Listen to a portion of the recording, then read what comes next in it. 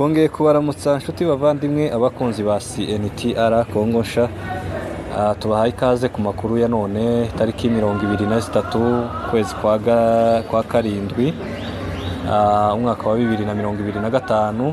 Uyu munsi turi ku wa gatatu ku masaha y'umugoroba cyangwa se ku masaha ya nijoro 6 saa moya zibura iminota 2 hano mu gihugu cya Kenya, ndetse 6 zibura iminota 2 mu gihugu cya Kongo cyangwa se muri Repubulika Iharanira Demokarasi ya Kongo. Aho ni muri ho plateau yo tuvuga muri Kongo, cyane cyane tuba twibanda muri Sud Kivu iwacu kwivuka.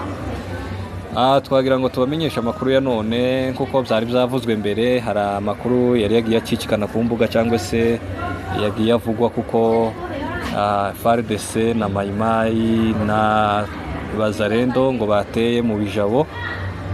Ayo makuru ntabwo yabayeyo, ni nkaho abantu bari babyikanze gusa, ariko ntibyabaye byo. Ariko rero burya nta kivugwa kitaba cyabayeho.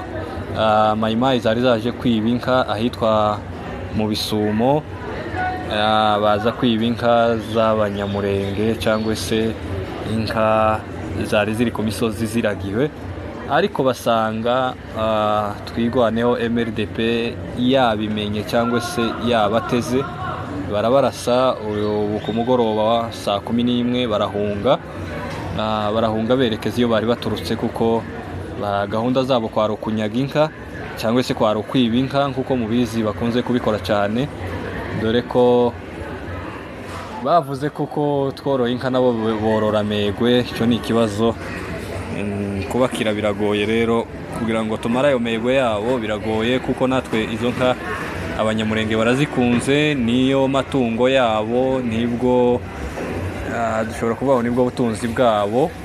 Ababembe nabo n'abafurero borora megwe, kuko kenshi na kenshi twagiye tubona abafurero bafite inka zabo, ariko cyane cyane iyo ivutse bayibarira kuyibaga. Rero ayo makuru ya bijabo ntabwo ari impamu kuko byari byavuzwe kuko bijabo yatewe, ariko ni amahoro. Tubibutse kuko ibitero byari byagabwe mu Rurambo, abari babigabye bahunze cyangwa se bitabahiriye, bagiye bakwira imishwaro bahunga, ndetse biravugwa kuko bamwe bari gushaka inzira yo kuja Uvira gusubira iyo baturutse. Naho mu bijabo ni amahoro, biracyari ibirindiro bya MRDP twigwaneho. Aho bari baje kwiba izo nka ni mu Bisumo, niho bari baje kwiba, ariko nabo ntibyabahiriye, ntabwo byakunze ko izo nka zigenda kuko bari biteguwe. Umutekano ni wose hariya, ndetse gahunda zabo zose za Maimai na FARDC ndetse n'Abazarendo ziba zamenyekanye mbere y'ibikorwa bibi baba bashaka gukora. Rero dukomeje kubakangurira gukora subscribe kuri Congo Nsha cyangwa se kuri CNTR. Abakunzi bacu mukomeze mukore subscribe kugira ngo muzamubonera amakuru ku gihe, ndetse muzamubonera n'amakuru y'impamu.